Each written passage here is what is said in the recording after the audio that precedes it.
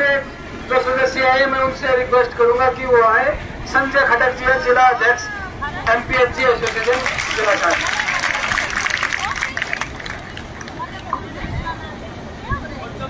हड़ताल की अध्यक्षता कर रही बहन राजबाला जी, वह मंच संचालन कर रहे भाई सुमित शर्मा जी और मंच पर विराजमान सभी मेरे। वो आगे की तरफ चलता है कि पीछे की तरफ जाता है, इससे घटिया सरकार जो हमें देखने को नहीं मिली है। हम इसकी कड़े शब्दों में निंदा करते हैं और ये MPHG एसोसिएशन सदा आपके साथ कंधे के साथ कंधा मिलाकर आपके साथ रहे।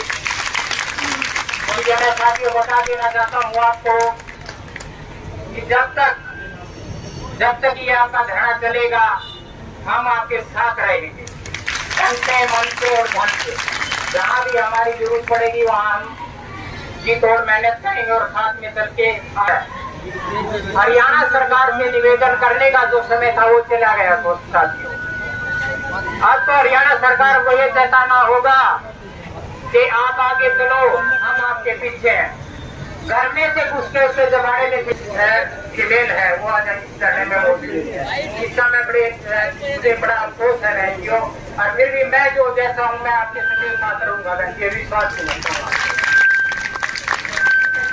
मैं नारे लगाऊंगा, इनकलाब जिंदाबाद जिंदाबाद जिंदाबाद, इनकलाब जिंदाबाद जिंदाबाद जिंदाबाद, हरियाणा सरकार मुर्दाबाद, सरकार मुर्दाबाद मुर्दाबाद मुर्दाबाद मुर्दाबाद मुर्दाबाद मुर्दाबाद मुर्दाबाद, हरियाणा सरकार मुर्दाबाद मुर्दाबाद मुर्दाबाद, किसान बोले मुर्दाबाद मुर्दाबाद मुर्दाबाद, व्यापारी बोले मुर्दाबाद। कुमार, जिला अध्यक्ष स्वास्थ्य कर्मचारी संघ हरियाणा संबंधित भारतीय मजदूर संघ। सबसे पहले तो मैं आपका धन्यवाद करता हूं कि आप हमारे और सरकार के बीच में बहुत ही अच्छे मीडिएटर की भूमिका निभा रहे हो, क्योंकि सरकार के तक बात पहुंचाने के लिए आपका माध्यम बहुत ही बढ़िया होता है। दूसरी बात, हम स्वास्थ्य विभाग में कार्यरत नेशनल हेल्थ मिशन के कर्मचारी हैं, जो छोटी से छोटी से लेकर बड़ी से बड़ी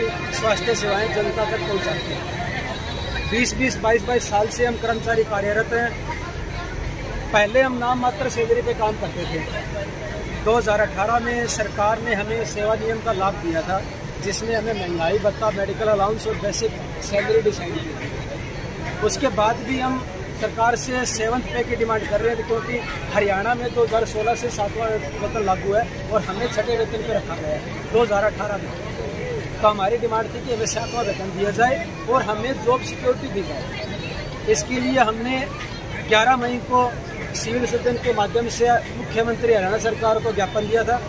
17 मई को हमने सभी MLAs के माध्यम से ज्ञापन दिया था और 9 जून को एक दिन की सांकेतिक हड़ताल की थी और हमने सरकार से अपील की थी कि इस एक दिन के हड़ताल पर सरकार सकारात्मक कार्रवाई करे ताकि जनता को परेशानी न हो। लेकिन कुछ एक अधिकारी इसके उलट हमारे पर कार्रवाई कर रहे हैं। पिछले हफ्ते फाइनेंस डिपार्टमेंट से एक लेटर आता है माननीय मिशन निदेशक महोदय नेशनल हेल्थ मिशन को कि NHM के कर्मचारियों को एक ग्रेड पे महंगाई भत्ता और मेडिकल अलाउंस को खत्म करके इनकी सैलरी फिक्स की जाए। यानी जिस यथास्थिति में हम पहले थे वही यथास्थिति वापस लेके आए, जिसके लिए हमने 24 जून को अचानक से ज्ञापन के माध्यम से सरकार को चेताया है कि हम 27 जून से हड़ताल करेंगे।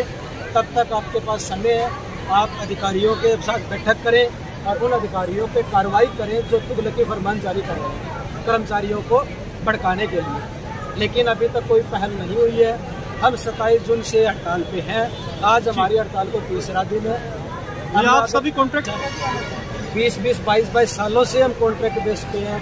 हर साल हमारे मानसिक प्रताड़ना का वहन करना पड़ता है। अधिकारी हमें मजबूर करते हैं कि हम उनके गुलाम बन के रहें। अगर हम उनके गुलाम नहीं बनेंगे, उनका कहना नहीं मानेंगे, तो हमें धमकी दिया करते हैं कि 1 अप्रैल को आपका कॉन्ट्रैक्ट मेरे से साइन होना है।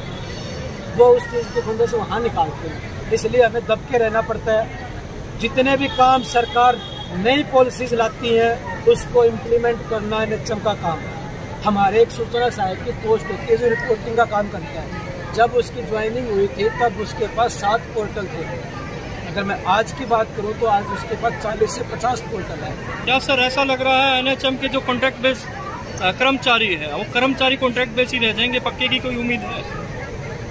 इस सरकार से हमें उम्मीद नहीं है, लेकिन फिर भी हम अपील करते हैं सरकार से कि सद्बुद्धि पैदा करे और जो कर्मचारी असल में देश हित में काम कर रहे हैं। हमारे काम को जनता ने देखा है कोविड में।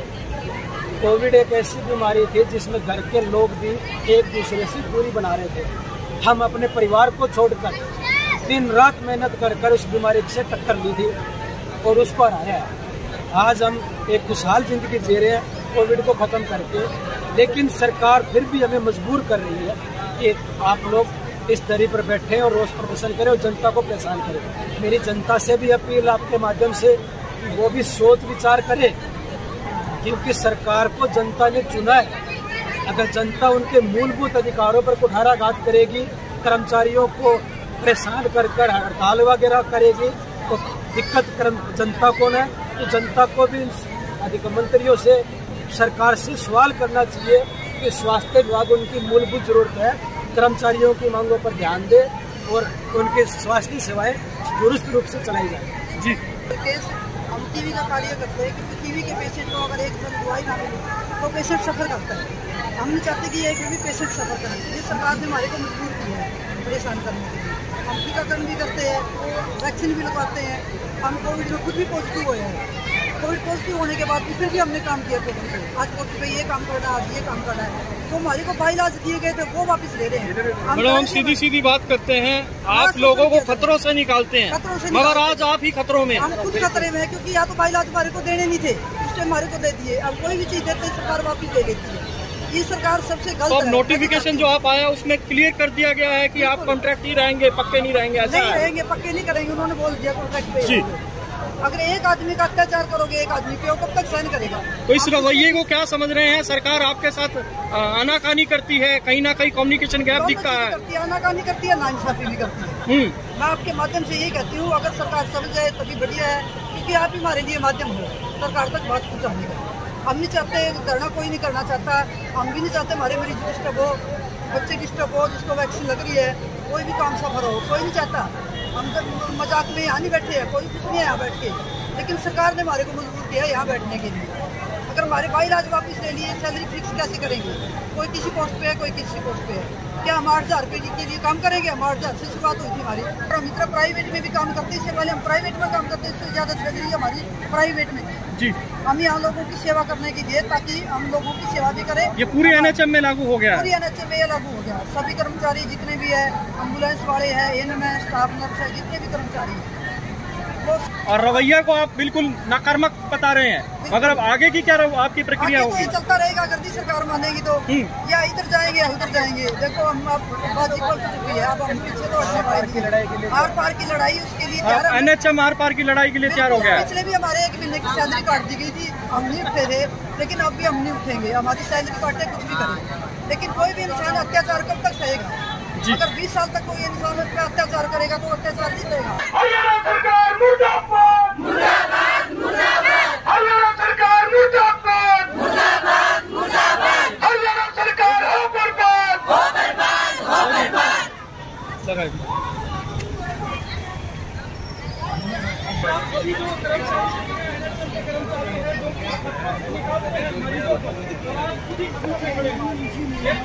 की फरमान आ जाता है सरकार का, ये कॉन्ट्रैक्ट में रहेंगे।